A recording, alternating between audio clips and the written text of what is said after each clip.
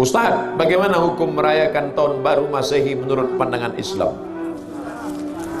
Memakai kalender Masehi, oh ini panjang ceritanya. Siap mendengar cerita ini? Ada seorang kaisar dari negeri Romawi. Romawi itu sekarang Rome, Eropa. Kaisar ini namanya Kaisar Julian. Siapa namanya? Kaisar Julian. Kaisar Julian membuat kalender.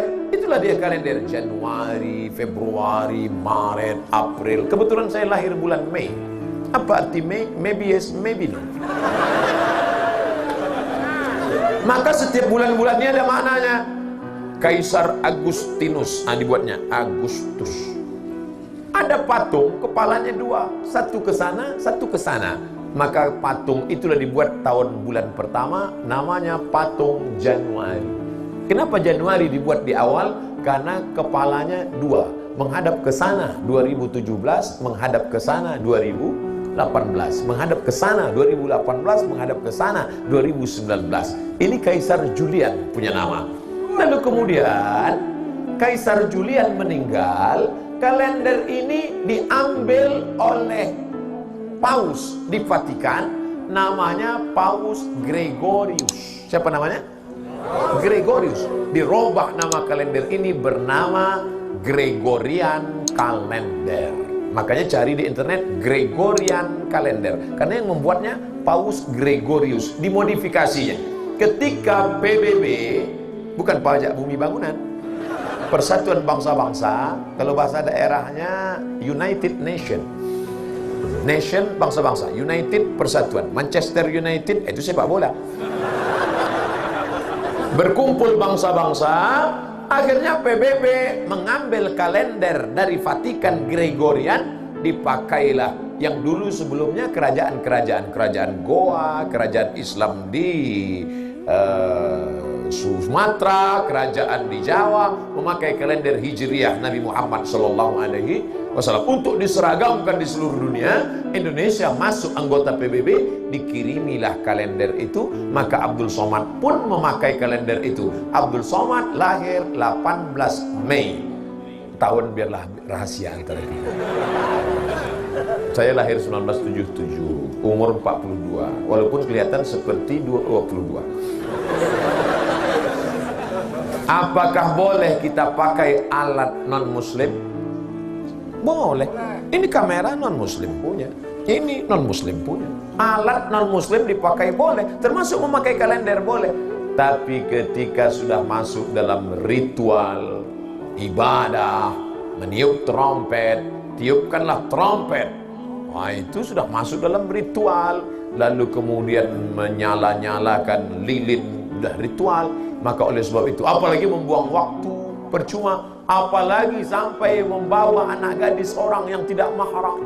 Kalau istri saya bawa bosan, tak apa-apa, asal istri orang jangan kau bawa. Nah, oleh sebab itu maka kita jaga, tidak ada cara lain. Kalau kebetulan malam tahun baru itu nanti ada acara zikir di masjid, ustaz-ustaz membuat acara tabligh akbar zikir, datang ke masjid, iktikaf. Tidak ada Pak Ustaz, habis isya tidur. Saya nggak bisa tidur cepat, kan udah aku kasih tahu obatnya tadi. Habis itu tidur jam 8. Asal udah dimakan obat itu 2 menit kemudian. Selamatlah engkau insyaallah.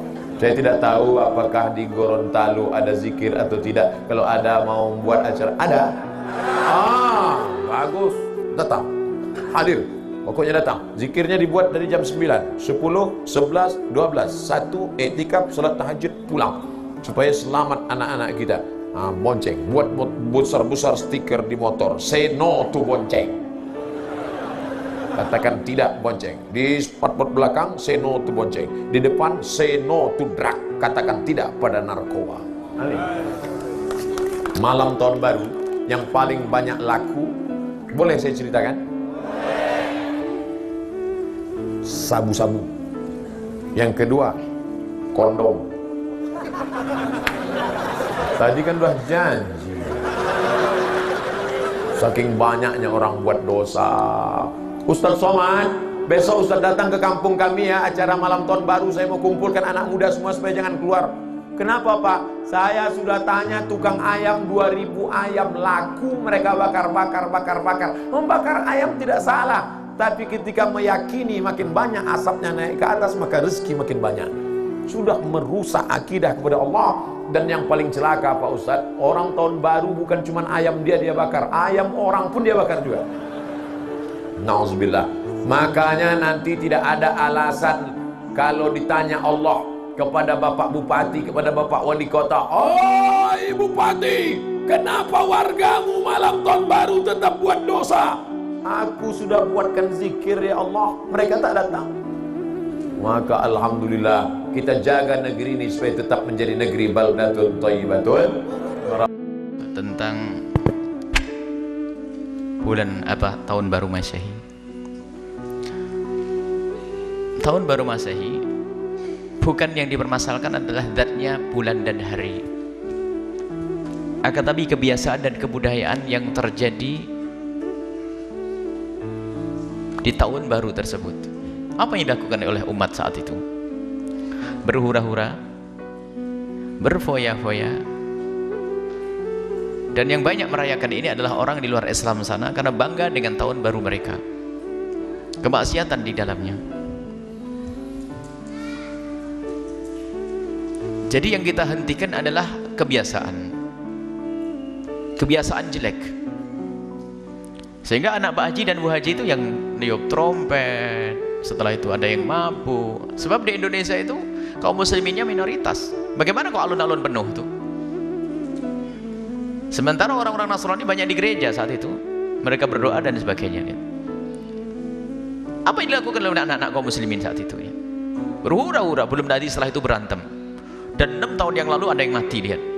Kita tidak melihat tahun-tahun berikutnya, karena kami yang ingat pada 6 tahun yang lalu. Mati, berantem, mabuk dan sebagainya. Jadi mengikuti budaya-budaya kafir itulah yang tidak diperkenankan.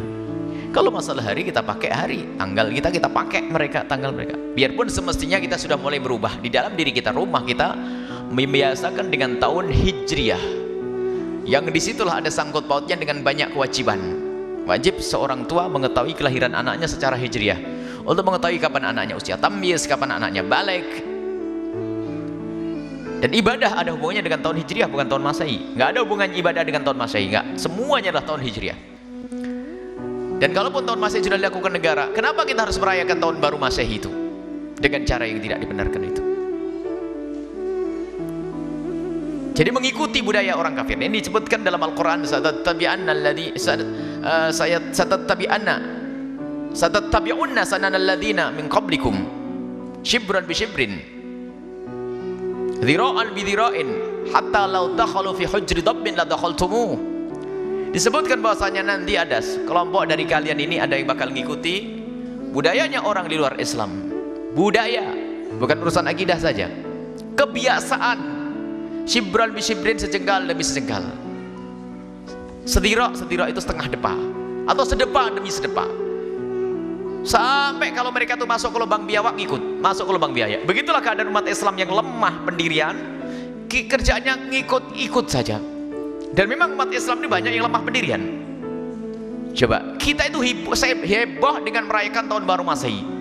Tanyakan dengan masyarakat yang ada di Cina sana, tanyakan masyarakat yang ada di Amerika dan di Eropa, mereka juga ngerti ada tahun Hijriah. Kalau alasannya untuk bersenang-senang, mereka juga tidak pernah punya keinginan untuk merayakan tahun baru Hijriah. Yuk. Mereka juga senang berlibur ya.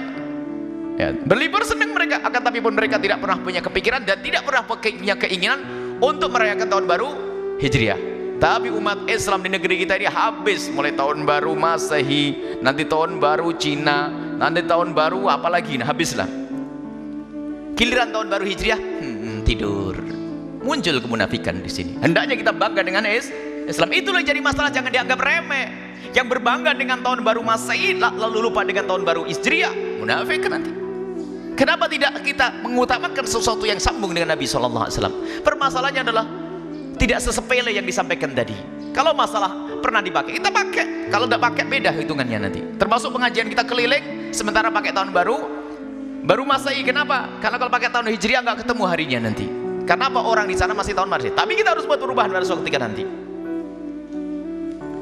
Tapi yang dipermasalahkan adalah ngikuti itu cara dan gayanya orang-orang kafir itu mengadakan perayaan, niup trompet. Trompet apa itu? Ada maknanya peniupan trompet itu, bukan sekedar ikut-ikutan. Ada makna daripada niup trompet. Belum lagi kumpul lagi perempuan yang gak karu-karuan, Masya Allah. Dan memang banyak di antara anak-anak kita tuh datang ke kota itu tidak ada tujuan, hanya karena tahun baru, melihat ramainya kok kota. Biarpun ternyata di situ setan juga menarik, sehingga ketemu laki-laki dengan perempuan, pacaran dan sebagainya, sampai bab zina. Maka perlu kita hentikan dengan bermacam-macam cara. Menghentikan itu bermacam-macam cara. Ada menghentikan, jangan kau lakukan. Itu kapan? Jauh-jauh hari. Jangan kamu lakukan.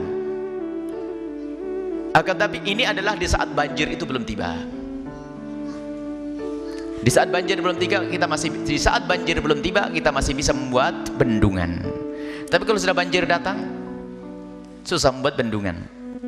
Akan tapi hendaknya sekarang kita arahkan. Kita tidak merayakan tahun baru Masehi. Itu daripada anak kumpul di situ, kita rubah saja, ayo. Dan ini adalah tradisi para salafun saleh di dalam merubah masyarakat dengan budaya-budaya yang salah menjadi budaya Islami itu. Mengislamkan budaya. Bagaimana mereka kita lupakan dengan tahun baru Masehi dengan cara kita mengadakan acara apa itu. Alhamdulillah ini sudah banyak para ulama-ulama yang ingin mengadakan acara di alun-alun, tapi untuk mengcounter agar anak-anak tidak mabuk, agar ada anak tidak niat trompet, agar anak-anak membaca sholawat. Dan alhamdulillah di Cirebon sudah beberapa kali, di Indramayu akan diadakan, di Brebes, di Tegal, Masya Allah. Dan kemarin ada pertemuan para ulama-ulama yang harus menghentikan anak-anak kita supaya tidak larut dengan budaya mereka. Kita harus membuat maulidan, kita kenalkan kepada Nabi SAW, kita kenalkan kepada Islam, sehingga banyak di antara mereka itu yang ke kota itu hanya pengen lihat ramainya kota, dengar pengajian, akhirnya pulang tobat itu nanti. Tapi jangan dikatakan kita merayakan tahun baru Masehi, tidak, enggak ada. Kita tidak merayakan tahun baru Masehi. Akan tapi di malam itu adalah malamnya orang kumpul, dan begitulah juru dakwah Nabi SAW itu melihat kesempatan, keramaian-keramaian.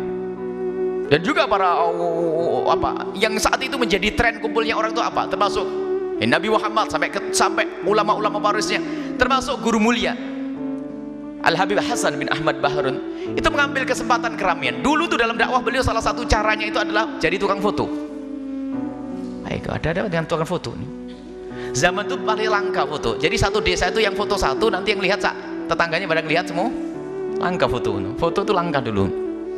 Beliau ternyata dalam satu kisah hikmah beliau, kecerdasan beliau dalam mengumpulkan orang. Kalau orang suruh ngaji, nggak mau ngaji. Akhirnya tukang foto ini selalu fotonya dibawa oleh orang berikutnya, muridnya.